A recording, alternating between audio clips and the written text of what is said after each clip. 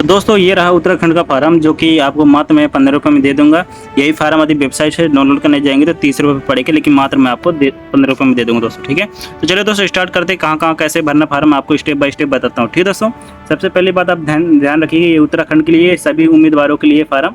तो दोस्तों आप सभी उम्मीदवार फार्म महिला पुरुष आवेदन कर सकती हैं। ठीक है, इस बात का आप ध्यान रखिएगा। सबसे पहले आपको करना क्या है, हाल में एक पासपोर्ट साइज फ़ोटो लेना है, जो कि ये पासपोर्ट साइज फ़ोटो ऐसा होना चाहिए जो अभी वर्तमान में खींची गई हो, और 3 पासपोर्ट साइज फ़ोटो, एक तो आप यहाँ लगाएंगे और प्लस आपको यहाँ पर एक साइन करना है। ठीक है दोस्तों, इस बात का ध्यान रखना। यहाँ पर आपको मतलब दोबारा आपको समझाने की कोशिश करता हूँ, ऐसे साइन करना जैसे मैंने लाइनिंग खींचा तीर के निशान, आधा फोटो ऊपर साइन होना चाहिए, आधा आपको बाहर जाना चाहिए फोटो, इस बात का ध्यान रखिएगा। ठीक है दोस्तों, तो ये हो जाने के बाद आपको करना क्या है, फिर आपको यहाँ पर पहला लाइनिंग जो दिखाई दे रहा है दोस्तों कि इसको खाली छोड़ देना, इसको आपको नहीं भरना, केवल कार्यालय हेतु है, एक भर्ती केंद्र का नाम नहीं भरना दोस्तों, ये भी ध्यान रखना, ये उन्हीं की तरफ से भरा जाएगा। ठीक है दोस्तों, ये अपना करना क्या है, अपना हिंदी में यहाँ पर नाम रखना है, जो अपना हिंदी में आपको नाम, जैसे मेरा नाम अनिकेत पटेल है तो मैं अनिकेत पटेल हिंदी में लिख दूंगा। फिर अपना जो 10वीं के मार्कशीट के अनुसार फार्म अप्लाई करना है, तो जो आपका 10वीं के मार्कशीट में आपका नाम जो इंग्लिश से लिखा है वही फार्म इंग्लिश में लिखिएगा।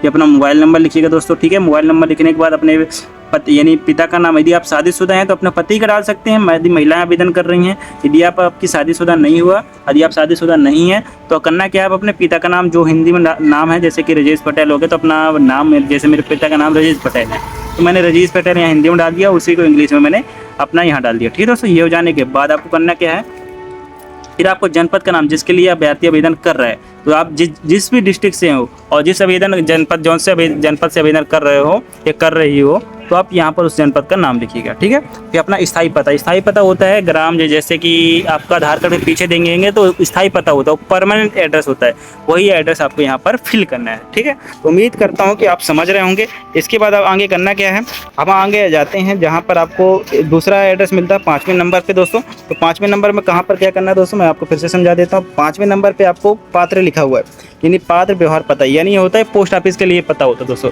तो पोस्ट ऑफिस वाला पता कैसे आपको टाइप करना दोस्तों, कि जो भी आपका डाक विभाग वाला है, जहाँ आपकी पर्ची आती हो, यहाँ जहाँ आपके ज्वाइनिंग लेटर आता हो, या यानी आपका डाक विभाग वाला एड्रेस आपको डालना, फिल करना। ठीक है दोस्तों, तो वही एड्रेस आपको यहाँ फिल करना है, जैसे कि विलेज हो गया, पोस्ट ऑफिस हो गया, तहसील हो गया, या फिर जिला कटनी हो गया, ऐसे करके आपको यहाँ पर ऐसे डाल सकते हैं। विलेज हो गया, पोस्ट ऑफिस हो गया, फिर आपका जो भी है लगता है ना, जिला हो गया, फिर आपको स्टेट लगता है, फिर पिन कोड के साथ ये पूरा आपको फिल करना है। ठीक है दोस्तों, ये बात ध्यान रखिएगा। ये हो जाने के बाद आपको आगे बढ़ते हैं, फिर आपको यहाँ पर लिखा हुआ है जन्म तिथि, यानी आपको जन्म तिथि की बात करते हैं तो आप अंकों में अपने जन्म तिथि डाल सकते हो, फिर आपको शब्दों में डालना है। ठीक है, 2 चीज़ करना है, और आपको काउंट करना है। काउंट कहाँ से करना है, 1/1/2026 के आयु वर्ष, यानी वर्ष कितना हो रहा है, माह कितना हो रहा है, दिन कितना हो रहा है, आपको ये ऐसे टाइप करना है कि आप कितने साल के हो रहा है, कितने महीने, कितने दिन के हो रहा है, तो ये कैसे टाइप करना पड़ेगा। तो चलिए आप आगे बढ़ते हैं, आपको बताता हूँ। ठीक है, तो ध्यानपूर्वक सुनिएगा। यदि मेरे समझाने की तरीका अच्छा लगे तो चैनल को सब्सक्राइब भी करिए, जैसे दोस्तों मेरा भी मोटिवेशन, मेरा भी हौसला बुलंद होता है दोस्तों। ठीक है, तो चलिए दोस्तों आगे बढ़ते हैं। क्रोम में जाने के बाद आपको सर्च बॉक्स में करना होगा एज कैलकुलेटर, सर्च बॉक्स में करो। सर्च बॉक्स में एज कैलकुलेटर सर्च करेंगे तो आपको पहली वेबसाइट आ जाएगी। थोड़ा नेटवर्क स्लो दोस्तों, ठीक है, तो थोड़ा हम वेट कर लेते हैं। तो दोस्तों पहली वेबसाइट आती है, पहली वेबसाइट पे हम क्लिक करेंगे, जैसे कि मैंने क्लिक कर दिया। ठीक है, तो आपको क्रोम में जाना है, एज कैलकुलेटर लिखना है, जैसे मैंने लिख दिया दोस्तों। एज कैलकुलेटर लिखते ही पहली वेबसाइट आएगी, तो पहली वेबसाइट में आपको विजिट करना है। तो दोस्तों आप देख सकते हो पहली वेबसाइट आ चुकी है, जहाँ पर ऊपर वाले सेक्शन पे, यानी ऊपर वाले जो सेक्शन है, तो आपको यहाँ पर अपनी डेट ऑफ बर्थ टाइप करना है, यहाँ पर आज की डेट टाइप करना है। ठीक है दोस्तों, तो जो नोटिफिकेशन में लिखा दोस्तों वो नीचे आपको टाइप करना पड़ेगा, यानी as to the date of लिखा हुआ, और वहाँ जो नोटिफिकेशन में लिखा हुआ है वो टाइप करना है, और ऊपर वाले जो सेक्शन में, ऊपर वाले सेक्शन पे आपको अपनी डेट ऑफ बर्थ टाइप करना है। ठीक है दोस्तों, कैसे टाइप करना है, जैसे कि मैं अपना टाइप करके बताता हूँ आपको। ठीक है, तो जैसे मैं करूँ ऐसे करना है। ठीक है, जैसे कि मेरा 2 तारीख है और 2 तारीख मेरा दिन है, और जो जून का हूँ मैं, और मैंने लिख दिया 2000, देख सकते हो 2003 लिख दिया। अब यहाँ बोला है एक करके, यानी 1 जून, यानी 1 जनवरी करना दोस्तों। 1 जनवरी आपको करना है, 1 जनवरी 1वां महीना, और आपको 2026 से काउंट करना है। तो 2026 आपको काउंट करेंगे तो आपको यहाँ पर देख सकते हैं, पहले मैं इसको हटा देता हूँ। अब आपको यहाँ कैलकुलेट में क्लिक करेंगे जैसे, तो आपको लिख कर आ जाएगा तो आप कितने साल कितने महीने कर, तो यहाँ 22 साल 6 महीने 30 दिन आ रहा है। कितना दोस्तों, 22 साल 6 महीने 30 दिन। तो 22 साल 6 महीना 30 दिन आ रहा है। तो आपको यहाँ पर देखना, जहाँ पर लिखा है वर्ष, दोस्तों मैं फिर से समझा देता हूँ एक बार, जहाँ लिखा है वर्ष माह दिन, तो आपको यहाँ सेक्शन वाले में जो 22 साल है, यहाँ पर आपको 22 साल लिखना है। फिर आपको यहाँ पर माह लिखना है, दिन लिखना है। तो जैसे वहाँ लिखा हुआ दोस्तों सेम टू सेम आपको यहाँ पर टाइप कर देना है। ठीक है दोस्तों, इस बात का आप ध्यान रखिएगा। तो पहले इसको हटा देता हूँ। तो 22 ईयर 6 महीने 30 दिन। उम्मीद करता हूँ दोस्तों आप काफ़ी होशियार हैं, आप समझदार हैं और इस बात मेरी बात को समझाने का जो तरीका है समझ गए होंगे दोस्तों। ठीक है, तो थोड़ा पहली बार मैं वीडियो रिकॉर्डिंग कर रहा हूँ या स्क्रीन रिकॉर्डिंग कर रहा हूँ, तो थोड़ा समस्या आ रही है, थोड़ा प्रयास करिएगा। ठीक है दोस्तों, अब आगे बढ़ते हैं। आगे बढ़ने के बाद मैं आपको बताता हूँ कैसे कैसे आगे फॉर्म फिलअप करना है। तो दोस्तों आप देख सकते हो, फिर आपको अपना धर्म वगैरह बताना है। जैसे कि आपको यहाँ नागरिकता में आप इंडियन मेंशन कर सकते हैं, धर्म में अपना हिंदू, सिख, ईसाई, जो मुस्लिम है भी आपकी जो जाति लगती है, पटेल, ओबीसी, जो भी आपकी जाति है वो जाति आप बता सकते हैं। ठीक है दोस्तों, ये बात हो जाने के बाद आपको आगे सेक्शन में बढ़ते हैं दोस्तों। ठीक है, थोड़ा ये प्रॉब्लम कर रहा है कि इसको हटाने में, हाँ हो गया। फिर उसके बाद आपको 8वें नंबर पर क्वालिफिकेशन सेक्शन आता है। तो दोस्तों क्वालिफिकेशन सेक्शन में आपको क्या करना है, ध्यान रखिएगा। सीरियल नंबर डाला हुआ 1 2 3 4, तो आपका परीक्षा का नाम डालना है, जो भी जैसे कि 10th हो गया, 12th हो गया, ग्रेजुएशन हो गया, ITI हो गया, ऐसा करके बनना है। फिर बोर्ड बनना है कि जैसे मैं MP बोर्ड से पास हूँ, आप उत्तराखंड बोर्ड से पास होंगे, है ना। तो ऐसा करके अपने CBSE बोर्ड, जो भी आपको बोर्ड, यहाँ बोर्ड का नाम डालिएगा। ये हो जाने के बाद उत्तीर्ण करने के बाद, यानी मैंने जैसे 10वीं 2017 में पास किया, 2018 में पास किया, 2019, ऐसे करके आपको बोर्ड यहाँ उत्तीर्ण करने के वर्ष बताना है। फिर आपको प्रथम श्रेणी क्या है, प्रथम श्रेणी, द्वितीय श्रेणी, सेकंड श्रेणी, जो भी आपको आया है, जो मार्कशीट में लिखा है वो बताना है। ठीक है दोस्तों, अब भारतीय का व्यवसाय क्या है, अभी आप क्या है, यानी स्टूडेंट है, जो भी आपका व्यवसाय है आप अपना व्यवसाय बता सकते हैं। तो ये हो जाने के बाद आप आगे बढ़ते हैं। जैसे कि मैंने वीडियो में डिटेल के साथ टाइम पे बताया था कि ये फिजिकल स्टैंडर्ड मांगा है दोस्तों, तो आपको यहाँ फिल करना है। तो आपको यहाँ ऊंचाई बताना कि आप कितने सेंटीमीटर के हो रहे हैं, यानी अपनी ऊंचाई बताना दोस्तों, की उम्मीद करता हूँ आप समझ रहे होंगे। तो अपनी जो है ऊंचाई बता सकते हैं। ठीक है, यहाँ पर अपनी ऊंचाई बताएंगे, यहाँ पर ऊंचाई बताएंगे सेंटीमीटर में।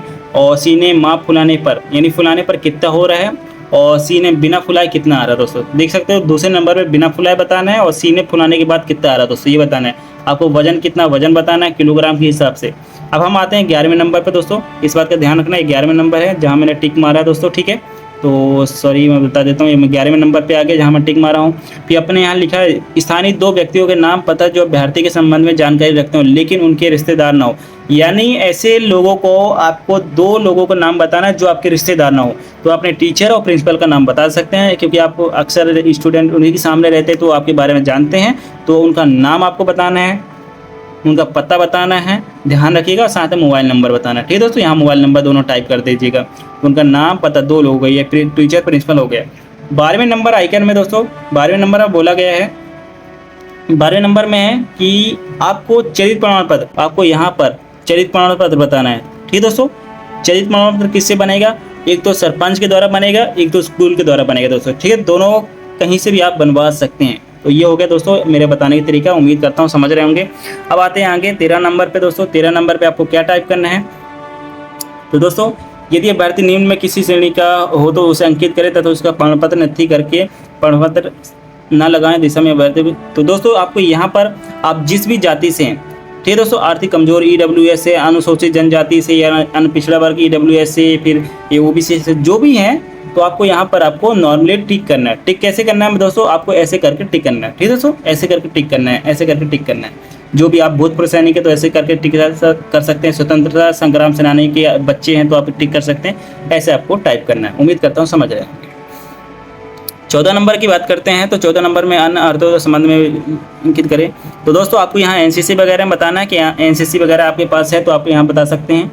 यानी NCC B सर्टिफिकेट है, NCC S सर्टिफिकेट है, स्काउट गाइड है, NCC जो भी आपके पास NCC के बारे में बताना है तो आप यहाँ टाइप कर सकते हैं। एक बार पढ़ लीजिए दोस्तों। ठीक है, होमगार्ड के अवैतनिक या वैतनिक से सेवानिवृत्त कार्य पुत्र, यानी आप यदि होमगार्ड के बेटा बच्ची या पति जो भी हैं तो आपको यहाँ पर टाइप करना है। ठीक है दोस्तों, इस बॉक्स में ठीक है दोस्तों, उम्मीद करता हूँ समझ रहे होंगे।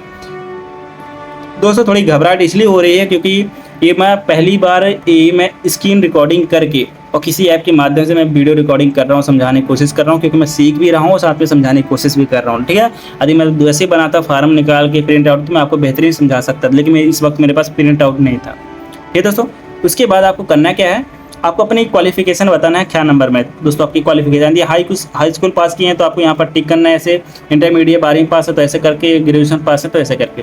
फिर आपको खेल कूद के बारे में बताना दोस्तों, खेल कूद महत्वपूर्ण आ जाता है क्योंकि ये सेक्शन है खेल कूद का है दोस्तों, उम्मीद करता हूँ समझ रहे होंगे। एक तो खेल कूद हो गया, एक तो आपका क्वालिफिकेशन हो गया दोस्तों, ठीक है। तो एक तो वाहन चालन वाला हो गया दोस्तों। इस बात का ध्यान रखना तीनों चीज़, और तीनों चीज़ मैं आपको कैसे समझाता हूँ कि आपको थोड़ा उम्मीद करता हूँ समझ नहीं पा रहे होंगे। खेल कूद, यदि जिला महाविद्यालय स्तर पर खिलाड़ी, यानी आप यदि जिला में स्तर खिलाड़ी हैं तो आपको यहाँ पर टिक करना है। ठीक है, ऐसे करेंगे दोस्तों जैसे कि समझ आ रहा होगा। यदि मंडल में आप खेले हैं विश्वविद्यालय की तरफ से तो आपको यहाँ पर टिक करना है। यदि राज्य स्तर खिलाड़ी हैं, स्टेट लेवल के चैंपियन है तो आपको यहाँ टिक करना है दोस्तों। ठीक है दोस्तों, उम्मीद करता हूँ कि समझ रहे होंगे। अब आते हैं घ नंबर में वाहन चालक पर। ठीक है दोस्तों, तो वाहन चालक पर ऐसे है दोस्तों, यदि आप भारी वाहन चालक हैं, यदि भारी वाहन गाड़ी चलाते हैं तो आपको यहाँ पर उसका ड्राइविंग लाइसेंस भी होगा दोस्तों, इस बात का ध्यान रखना। ठीक है दोस्तों, तो यदि इस पर टिक कर सकते हैं। हल्का वाहन है तो उसका लाइसेंस है तो इस पर टिक कर सकते हैं। बाकी ये डिस्क्रिप्शन है, आप पढ़ सकते हैं, ध्यानपूर्वक अच्छे पढ़ेंगे तो समझ में आएगा। आपको स्थान कब बता देना है, आप जिस जगह पे रह के फॉर्म फिलअप कर रहे हैं और जिस तारीख को रह के फॉर्म फिलअप कर रहे हैं उस तारीख बताइएगा। अब भारतीय हस्ताक्षर, जो सारे डॉक्यूमेंट में एक ही हस्ताक्षर होना चाहिए दोस्तों, जो फोटो के ऊपर भी हस्ताक्षर करोगे वही होना चाहिए। अब भारतीय का सिंपल यहाँ नाम जो 10वीं की मार्कशीट में है। ठीक है दोस्तों, बाकी यहाँ बताया गया है कि आपको कौन कौन से डॉक्यूमेंट होना चाहिए दोस्तों। आवेदन पत्र, हाल में खींची गई पासपोर्ट साइज फोटो, जैसे मैंने बता दिया है। चश्मा की गई हो तो उसको अंतरिम पासपोर्ट साइज फोटो 2 होने चाहिए, लाना हो आवश्यक है। क्वालिफिकेशन मार्कशीट, आपका आयु प्रमाण पत्र हो गया, अनुसूचित जनजाति वगैरह, अनपिछड़ा ये लगा सकते हैं। ये बाकी आप पढ़ लीजिएगा, ये आसान चीज़ है, ज़्यादा कठिन नहीं है। घोषणा पत्र दोस्तों, आपके यहाँ मैं के पास अपना नाम बता दीजिएगा दोस्तों, जैसे मैं फिर से बता देता हूँ। ये सॉरी तो आपको यहाँ पर आपको जो मैं वाले सेक्शन अपना नाम बताइएगा, अपनी आयु बता दीजिएगा। ये सॉरी ध्यान रखिएगा, थोड़ा मिस्टेक हो रहा है। मैं अपना नाम बताना है दोस्तों, और अपना यहाँ पुत्र पिति जो भी अपना पति यानी अपने पिता का नाम बताना है, आयु अपनी खुद की बताना, वर्ष निवासी जहाँ के निवासी है दोस्तों ये बताना है। ऐसा करके ये घोषणा पत्र दोस्तों आप खुद का, ठीक है दोस्तों, अच्छे से पढ़ लेना एक बार अच्छे से।